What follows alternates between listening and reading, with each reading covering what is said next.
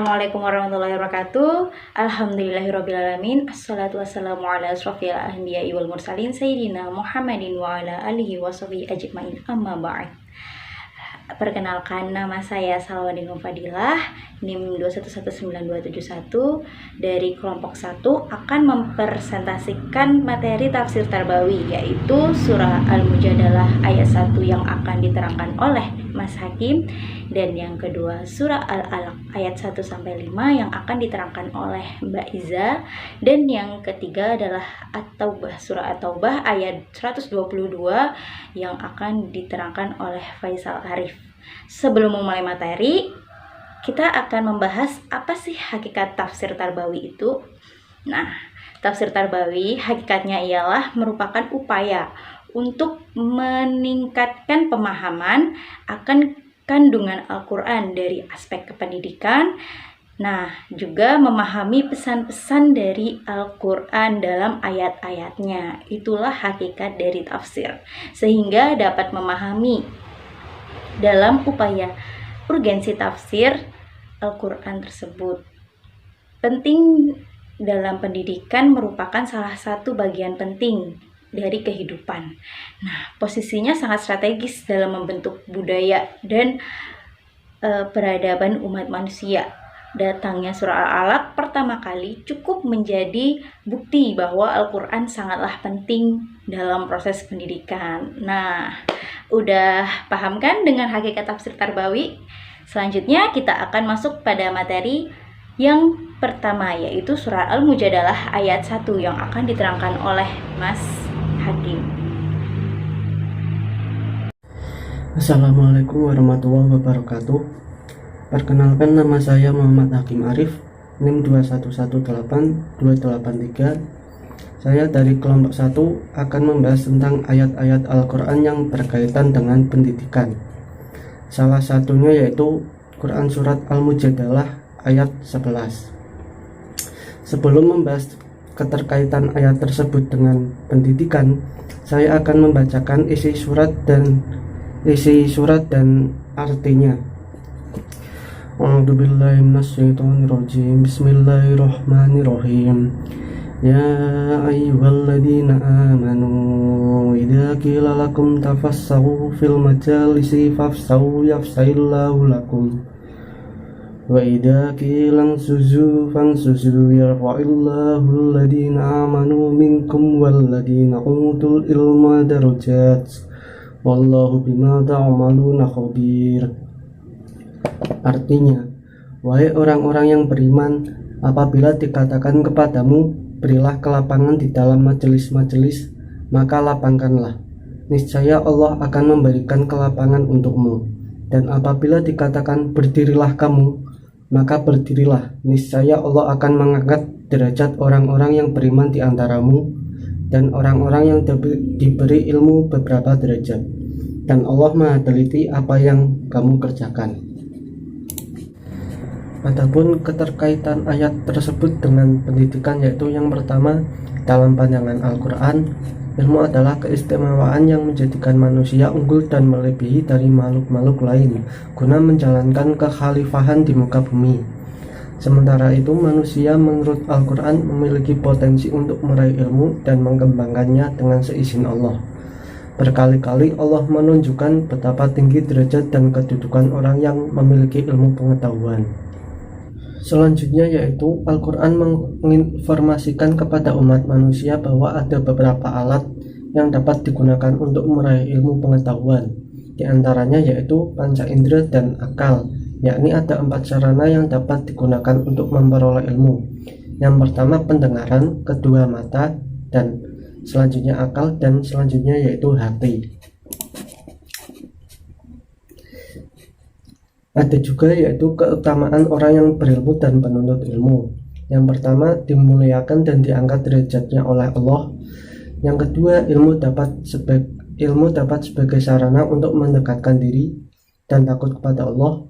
Yang ketiga, pahalanya sama dengan jihad fisabilillah. Yang keempat, dimudahkan baginya jalan menuju surga.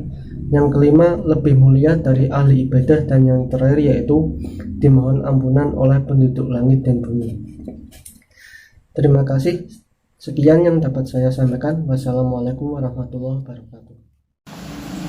Assalamualaikum warahmatullahi wabarakatuh. Perkenalkan, nama saya Iza Aulia Agasa dengan NIM 2119277 dari kelas Tafsir Tarbawi A. Di sini saya akan menjelaskan relevansi Quran Surat Al-Alaq dari ayat 1 sampai 5 dengan pendidikan. Sebelum itu saya akan membacakan Quran Surat Al-Alaq dari ayat 1 sampai 5 beserta artinya. A'udzu billahi minasyaitonir rajim. Bismillahirrahmanirrahim. Iqra bismi rabbikal ladzi khalaq. Bacalah dengan menyebut nama Tuhanmu yang menciptakan. Khalaqal insana min 'alaq. Dia telah menciptakan manusia dari segumpal darah. Iqra wa rabbukal akram. Bacalah dan Tuhanmu lah yang maha mulia. Alladzi 'allama bil qalam, yang mengajar manusia dengan pena. 'Allamal insana ma lam ya'lam. Dia mengajarkan manusia apa yang tidak diketahuinya. Quran Surat Al-Alaq merupakan wahyu pertama yang diturunkan oleh Allah Subhanahu wa taala kepada Nabi Muhammad SAW. Dalam Surat Al-Alaq ayat 1 sampai 5 banyak mengandung tentang pembelajaran dan pendidikan Islam. Allah menyuruh manusia untuk belajar dan berpikir. Terdapat relevansi antara nilai-nilai pendidikan dalam Quran Surat Al-Alaq ayat 1 sampai 5 dengan pembelajaran anak, yaitu membaca dan menulis. Jadi, begitu pentingnya membaca sehingga Allah menurunkan wahyunya yang pertama kepada Nabi Muhammad, yakni perintah membaca yang terdapat pada Surat Al-Alaq ayat 1 sampai 5. Dalam proses pembelajaran anak, membaca dimulai sejak dini, yaitu sejak anak baru mulai mengenal huruf. Di sekolah, proses membaca dan menulis dimulai sejak PAUD atau TK dan masuk SD sampai dengan jenjang pendidikan tinggi.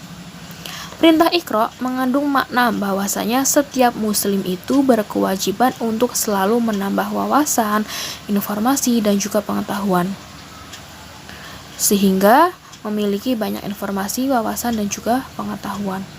Selain itu, Quran Surat Al-Alaq ayat 1 sampai 5 sangat relevan dengan tujuan, materi, metode, dan media pembelajaran pendidikan Islam. Penjelasannya sebagai berikut.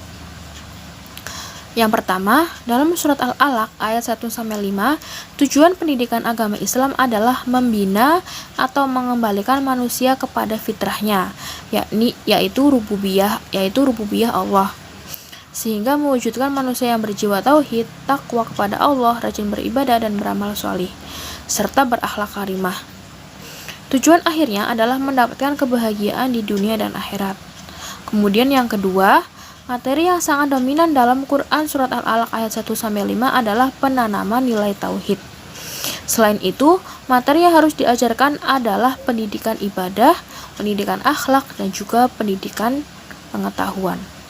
Kemudian yang ketiga, metode pembiasaan dari pendidikan sangat diperlukan dalam belajar agar memperoleh ilmu yang sempurna.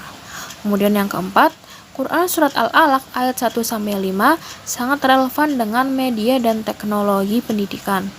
Dalam ayat ini tidak terbatas pada artian sebagai alat tulis, tetapi berbagai peralatan yang terkait dengan media dan teknologi yang digunakan dalam pendidikan, seperti komputer, LCD, proyektor, laptop, surat kabar, buku, dan lain sebagainya.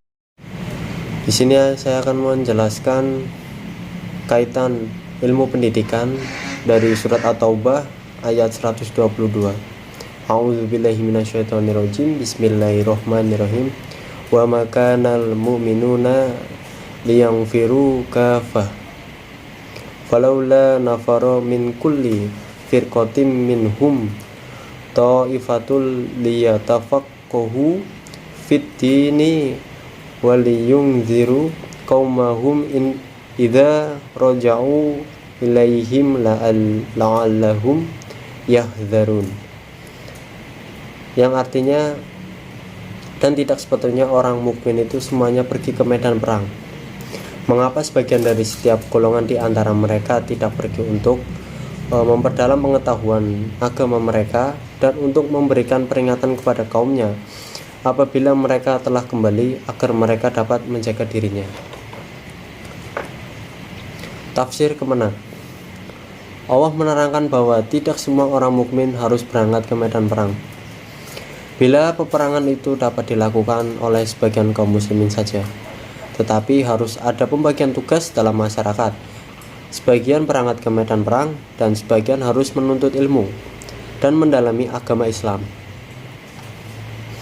Supaya ajaran-ajaran agama itu dapat diajarkan secara merata dan dakwah dapat dilakukan dengan cara yang lebih efektif dan bermanfaat sehingga kecerdasan umat Islam dapat ditingkatkan.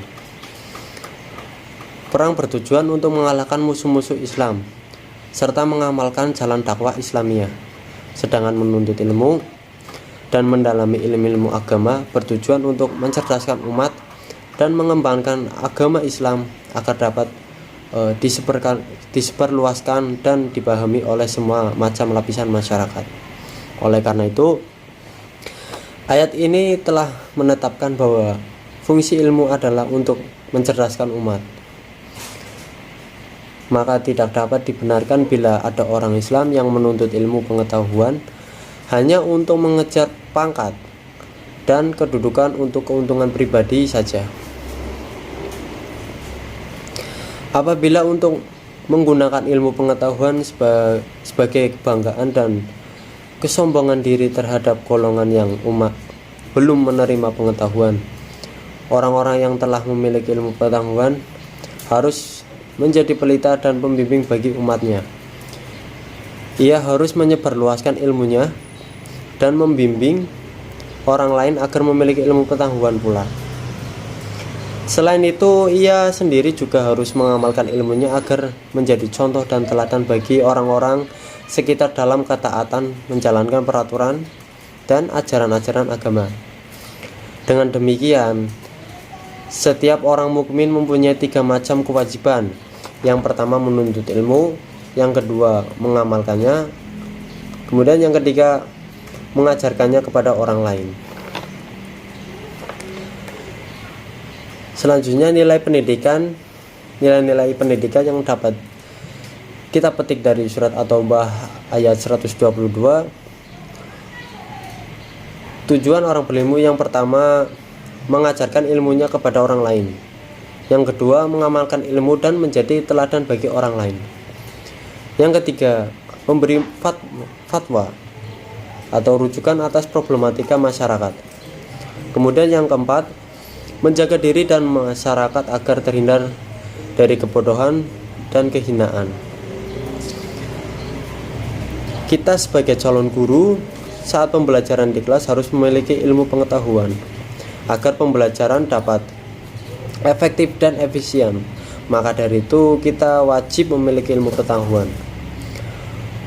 Kompetensi yang harus dimiliki oleh guru salah satunya kompetensi profesional, yang dimana kompetensi ini dapat tercapai jika guru mengajar sesuai dengan bidangnya dan mengerti serta menguasai materi yang akan disampaikan kepada siswa. Jika seperti itu, guru memperdalam ilmu pengetahuan hukumnya fardu ain, karena guru memiliki tanggung jawab terhadap tugasnya kepada peserta didik.